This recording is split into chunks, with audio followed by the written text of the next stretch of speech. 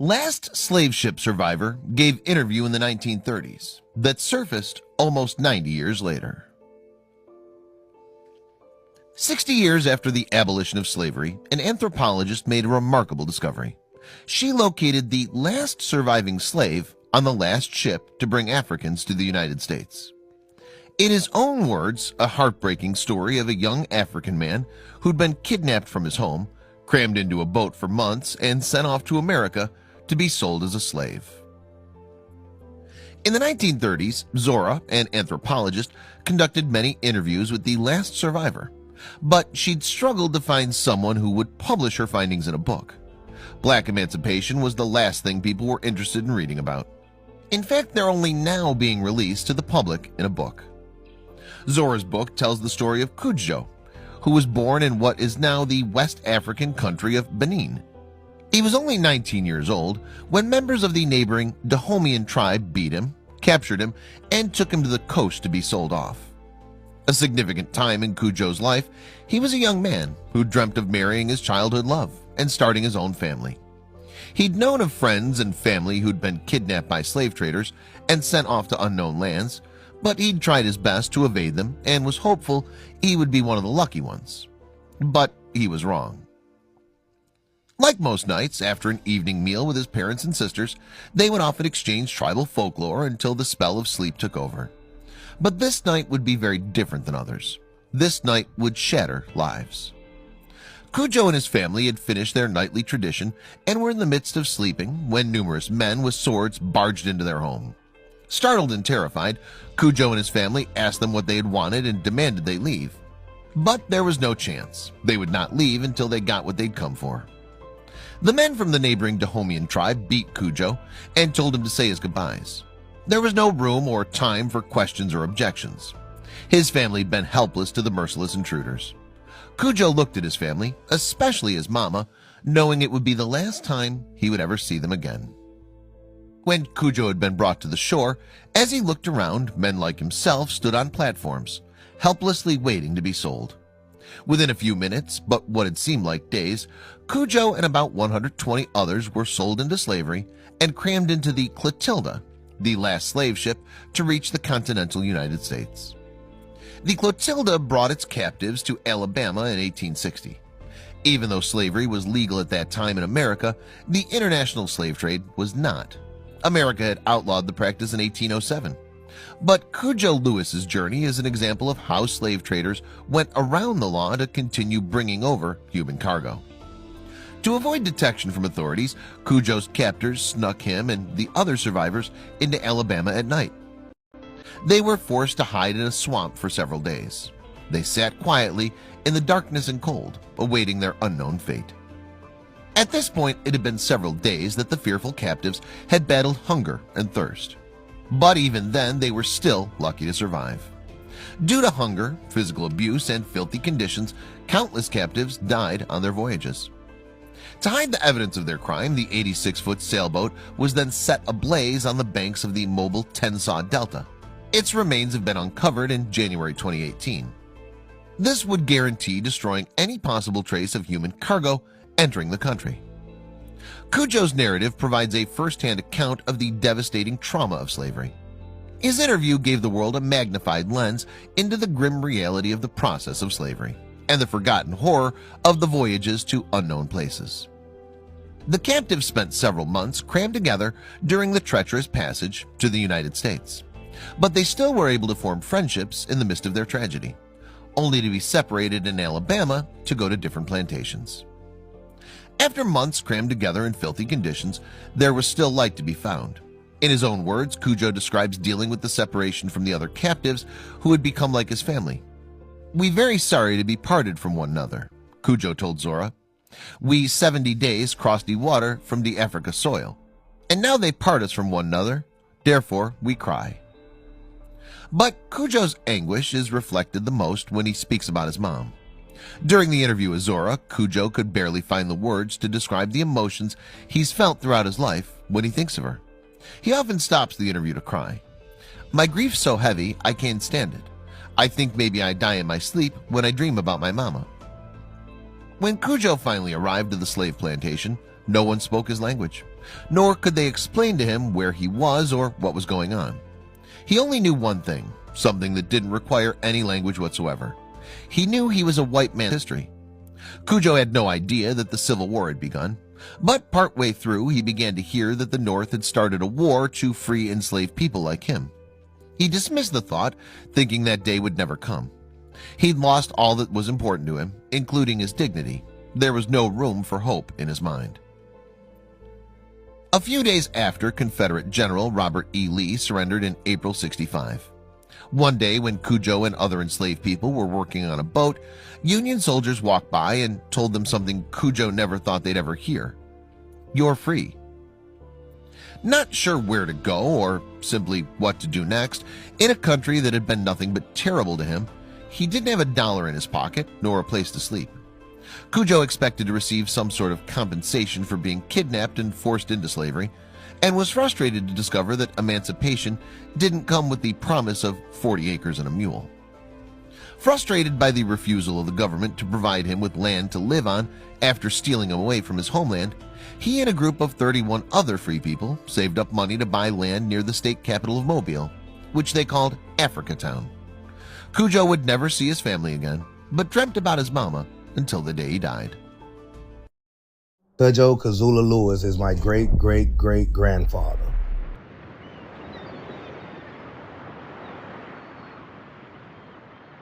When he was 19 years old, Cudjoe was captured from his home in West Africa and brought to Alabama on the slave ship the Cudjoe.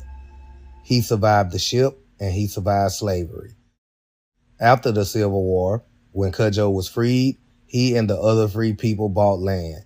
They established a community and called it Africa Town. My family still lives in Africa Town today. Cudjoe led the community. He founded a church, and as one of the last survivors of the slave trade, he passed down his stories. In the 1930s, Cudjoe was discovered by American filmmaker, author, and anthropologist Zora Neale Hurston.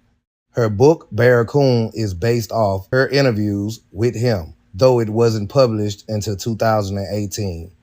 History tried to erase our legacy, but Cudjoe wouldn't let that happen. Today, I share his legacy with my kids. I want them to know where we came from, and I want them to have the path into the future.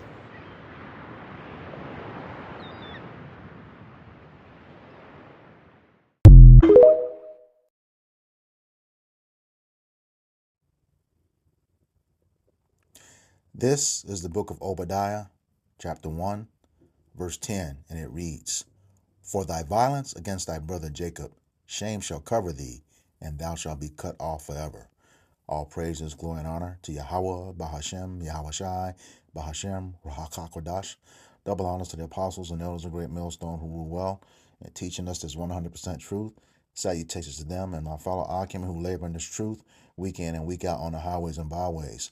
Also salutations to the hopeful elect of the scattered 12 tribes of Israel, scattered to the four corners of the earth, that be like unto the speckled bird, also known as your Israelite foreigners, and your so-called Negroes, Latinos, and Native Americans. To you, I say Shalom.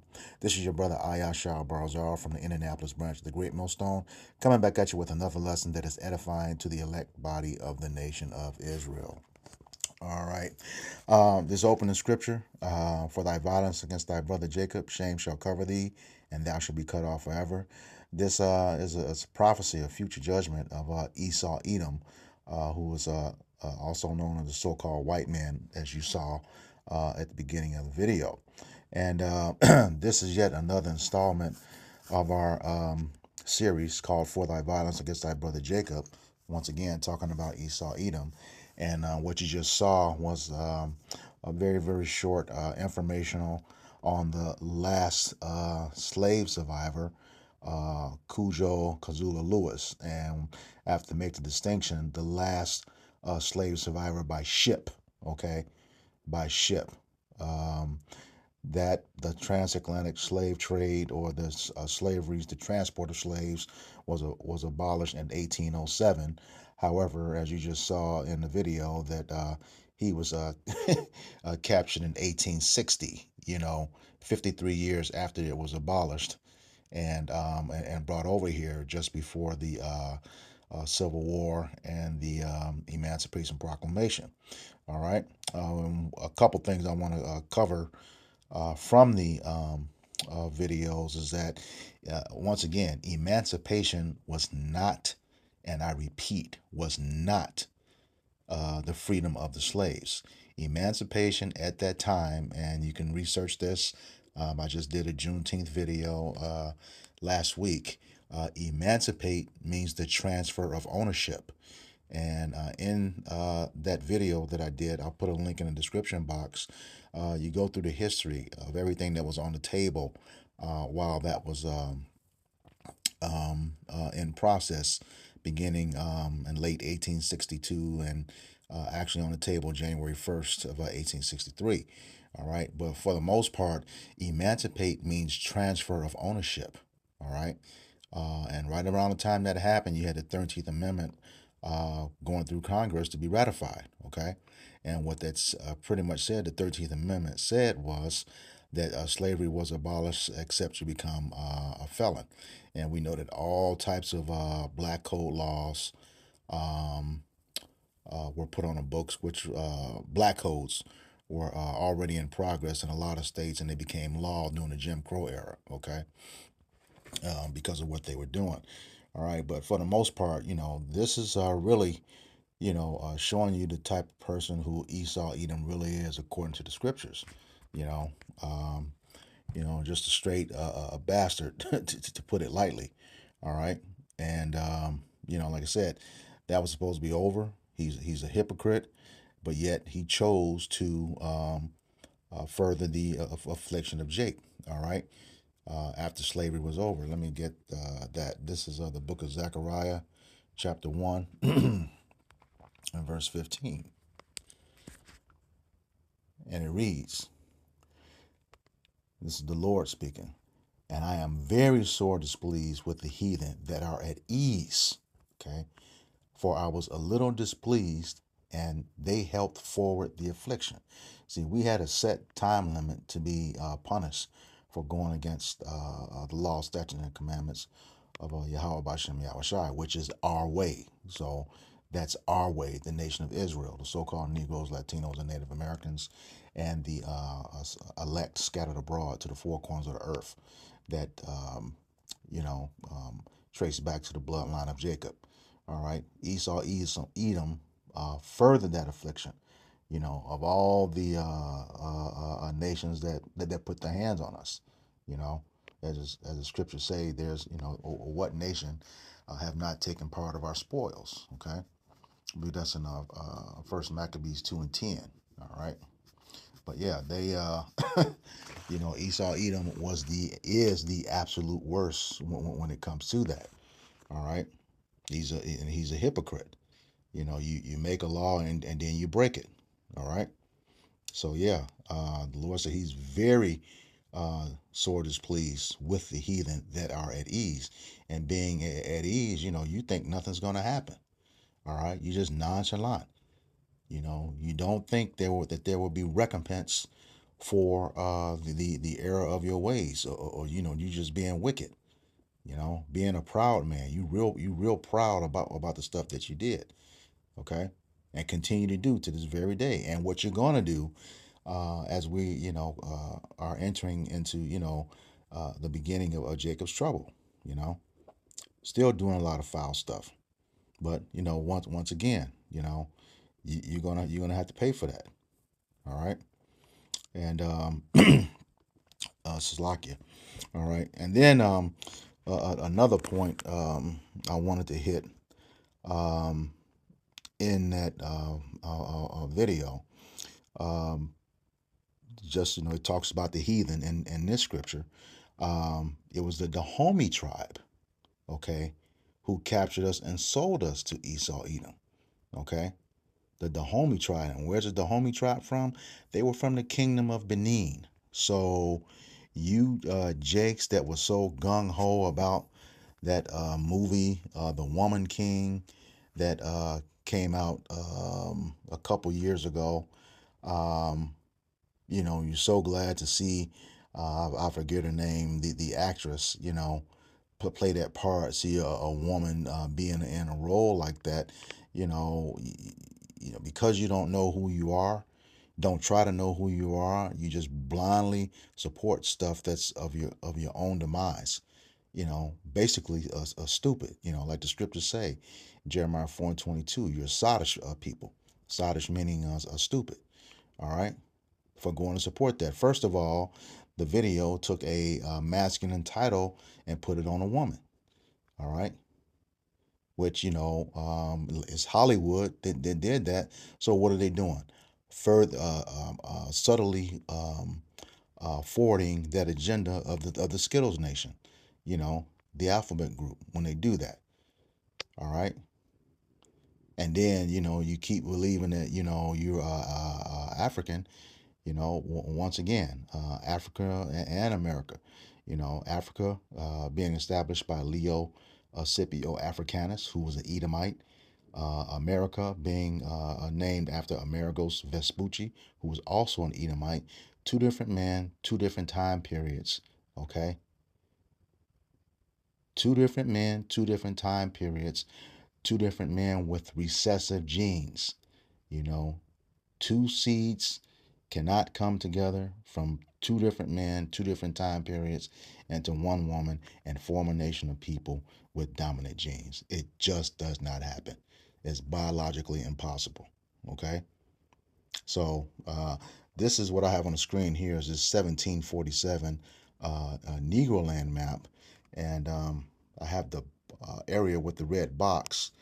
Let me blow this up a little bit. See that? This says Negro land right above the red box. And then when you zoom into the red box, you have the Kingdom of Benin at the bottom part of that box. And then over to the left-hand side, you have the Kingdom of Judah, the slave coast. I'm going to show another slide of that and blow that up. In the green over here, you have the Kingdom of Judah, Wida, the slave coast. All right, Judah, southern kingdom of Israel, being sold from the west coast of Africa. That's what this map was. Okay, and then you slide right next door, the Kingdom of Benin. Okay, where that Dahomey tribe came from. All right.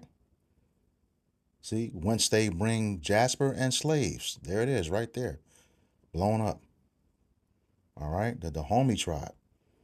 And you can get this map off of Amazon. I have not only this one, but the full scale one as well too. All right, nice resources to have when you're going back into the history of things. All right, so yeah, they sold us to Esau Edom into Alabama, which to this day is still one of the worst states for Jake. You know, and Esau, you got to pay for that, man. You're going to have to pay for this. You know, what you all did, and we know the Kingdom of Benin. That was you Hamites that did that, and we know according to the third chapter of Joel, as well as Ezekiel, the 25th chapter of Ezekiel, the Lord's going to have His recompense on all the nations that ever put their hands on us. All right, He's definitely going to. All right, but this whole thing, Esau Edom being a hypocrite. All right, this is the book of Job, chapter 20, and verses 4 and 5. All right, and it reads, Knowest thou not of this old, since man was placed upon earth?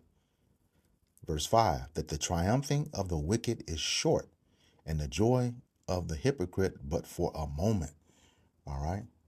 So your time is almost up, and you know it. The elites know it definitely. The low-level Edomites know it in their spirit because they're getting real antsy. They hate what's being said on the internet about their history, trying to deflect. And Jake ain't having it. I know we're not having it out on the highways and byways and in these video epistles. We calling you on your shit. That you done to Jake. You must pay and pay dearly. And you're going to. Page 142, the bottom half on the left hand side of the Zondervan Compact Bible Dictionary says Edom is the only nation not promised mercy from Yahweh Bashem Yahweh Shai. And that's backed up by scripture in James 2 and 13. All right? James 2, let me go ahead and get that. James 2 and 13.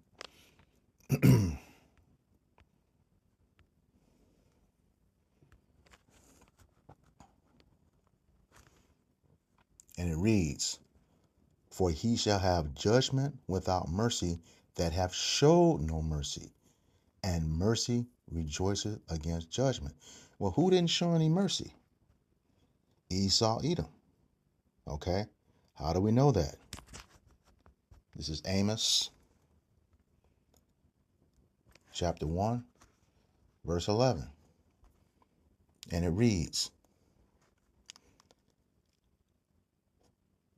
thus saith Yahweh Bashem Yahweh Shai, for 3 transgressions of Edom, and for 4, okay, iniquity upon iniquity, sin upon sin, I will not turn away the punishment thereof, because he did pursue his brother with the sword, and did cast off all pity, and his anger did tear perpetually, and he kept his wrath forever.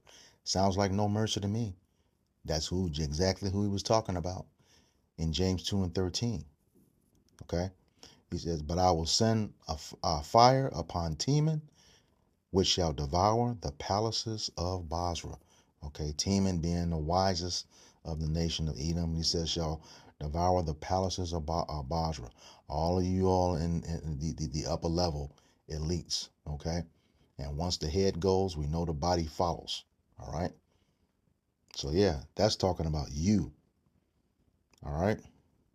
And then, all throughout this series, you got people on so-called Edomites on the comment board, talking about, well, we didn't have nothing to do with that. That was such a long time ago.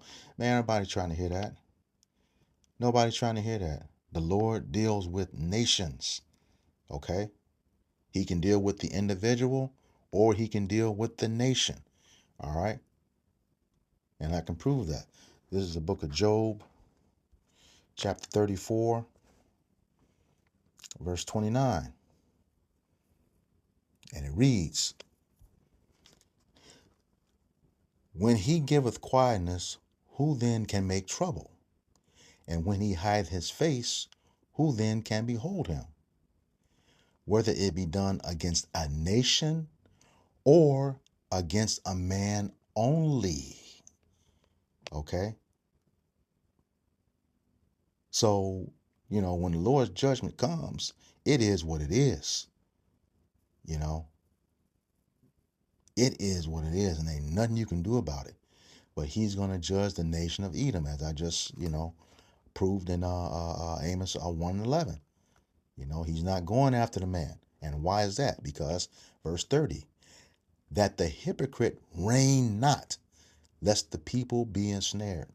So as long as you fucking exist, you're going to always be a damn problem on this earth.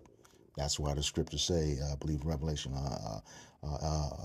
11 and verse 18, destroy him that destroy the earth. You got to be out of here. All right? You got to get up out of here.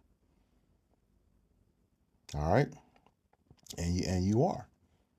It's going to happen, in that clip, you try to destroy the ship, destroy the evidence, but it was found in 2018, burn so you can destroy the evidence. Now, this is Psalms 85 and 11. And it reads, truth shall spring out of the earth, and righteousness shall look down upon heaven.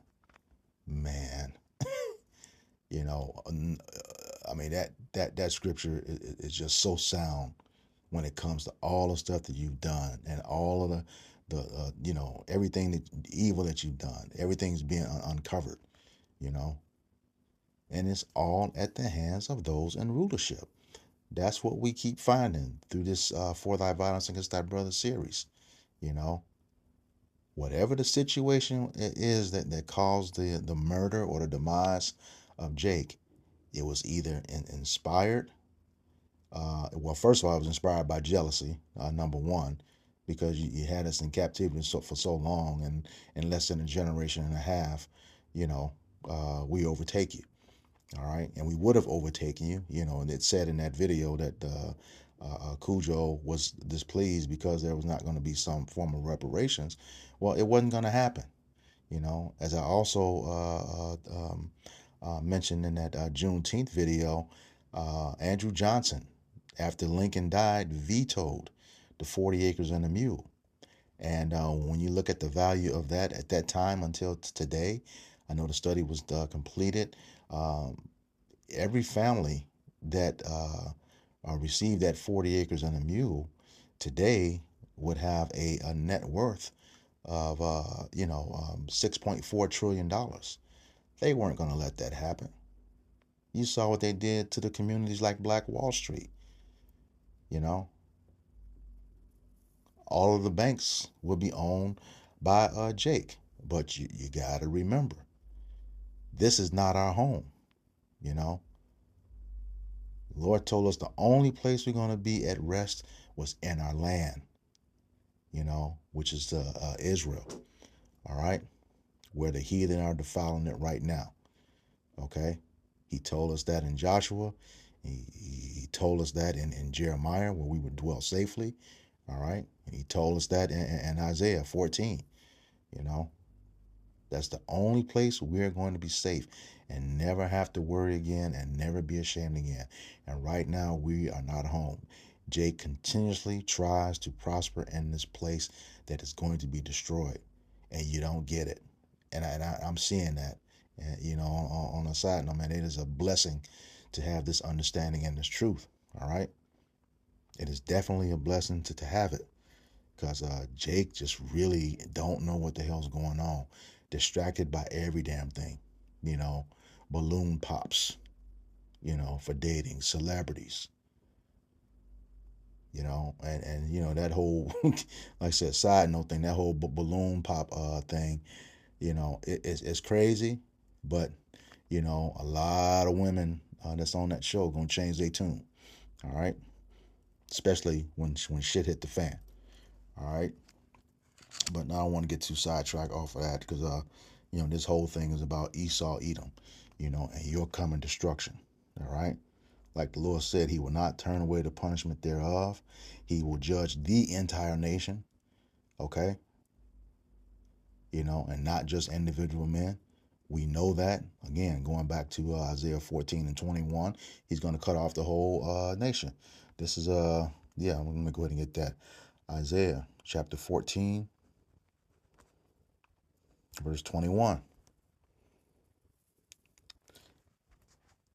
And it reads, prepare slaughter for His children for the iniquity of their fathers.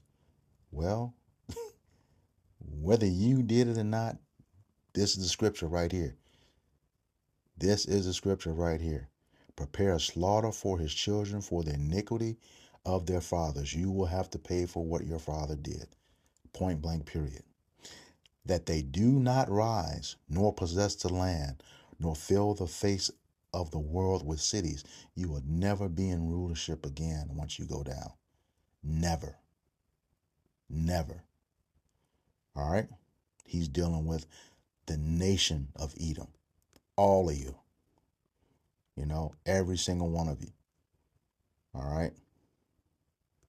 One asking the question, well, how do we get rid of racism? Well, the day you don't exist, that's when it's gone. All right? And that day is coming. Verse 22, Isaiah chapter 14, verse 22. For I will rise up against them, saith Yahweh, power of hosts, and cut off from Babylon the name of Edom, gone, and remnant, whatever is left over, and son and nephew, saith Yahweh Bashem Yahushai. Yes, that's cutting off the seed line right there. The children of the fathers, the son and nephew, you out of here. It's all over. You're going to have to pay for this stuff. Especially, in this essence right here. That just, like the Lord said in Zechariah 1:15, but sore displeased at the heathen, because you furthered the affliction. When it was supposed to stop, you kept doing it 53 years later. All right, and then tried to hide it, but it resurfaced. All right. I'm going to close out with this series of scriptures here. This is the book of Obadiah, where we started, beginning at verse 15. And it reads, For the day of the Lord is near upon all the heathen. As thou hast done, it shall be done unto thee. Thy reward shall return upon thine own head. Everything you did to us is going to happen to you in righteousness. Okay? Colossians 3:25. He that doeth wrong shall receive for the wrong which he have done. There's no respect of person. You're going to get everything back. And it's going to be double for you, Esau, Edom. All right, double, according to Revelations chapter 18, verse 5 and 6. You're going to have double of the cup. So what you did to us, we're going to do it to you twice as hard and twice as long in righteousness. All right. Back to Obadiah 1:16. For as ye have drunk upon my holy mountain, so shall all the heathen drink continually. Yea, they shall drink, and they shall swallow down, and they shall be as though they had not been. Yeah. Yep. That's straight judgment that you cannot get out of. Okay? You will not get out of. It is coming, especially for you, Esau, Edom, the so-called white man, for what you did to us. Especially for you. All right? Verse 17. But upon Mount Zion shall be deliverance. That's the nation of Israel. Everybody, northern, southern kingdom, those who were scattered abroad. Okay? He says, and there shall be holiness, and the house of Jacob shall possess their possessions. All the riches that you took. In the book of Job 20, it says, you're going to vomit them all up. Everything you swallowed down, you're going to vomit it all up. Sirach 10:8, because of unrighteous dealings and riches gotten by deceit, the kingdom shall translate from one people to another. Roughly paraphrased. Let me just go ahead and get that. I'll come back to this. The book of Sirach 10:8. Salakia. It's in the Apocrypha 10:8. Because of unrighteous dealings, injuries, and riches got by deceit, the kingdom is translated from one people to another. Yep. And that kingdom is going to be an everlasting kingdom. All right? Everlasting.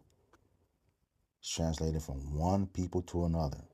As we know, according to 2 Ezra 6:9, for Esau is the end of the world, and Jacob is the beginning of it that follow.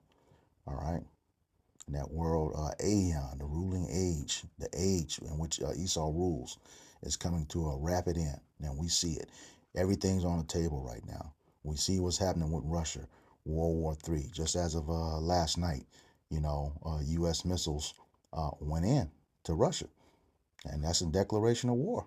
You allow Ukraine to use those. So that's on the table, World War III, the implementation of the MOTB, and Yahushua's return. We're at the beginning of Jacob's trouble right now, as beloved elder apostle Dahar declared at the beginning of the year. This is the hopeful year of Jacob's trouble, 2024. All right. So yeah, your time is up, Esau Edom. Going back to Obadiah chapter 1. All right. In verse 18. And the house of Jacob shall be a fire, and the house of Joseph shall be a flame. That's the southern and northern kingdom, respectively. And the house of Esau for stubble, and they shall kindle in them and devour them, and there shall not be any remaining of the house of Esau, for Yahweh Bahashem Yahushai have spoken it. All right.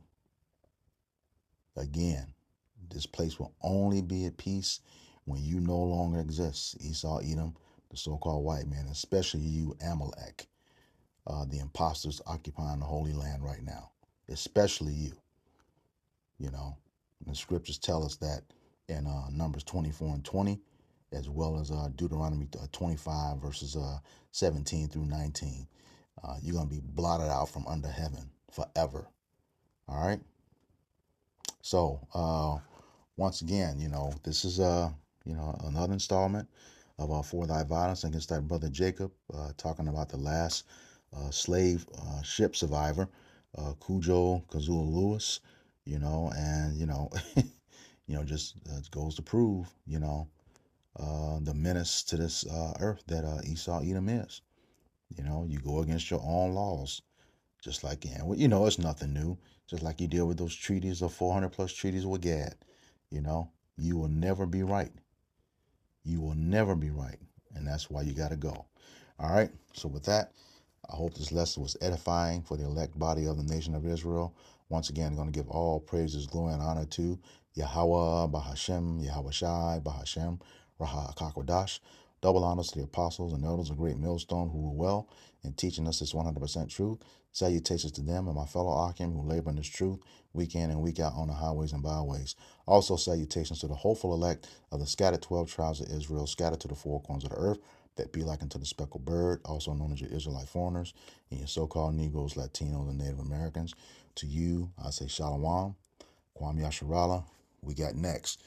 Stay faithful, repenting, Yasharala. We almost out of here. Shalom.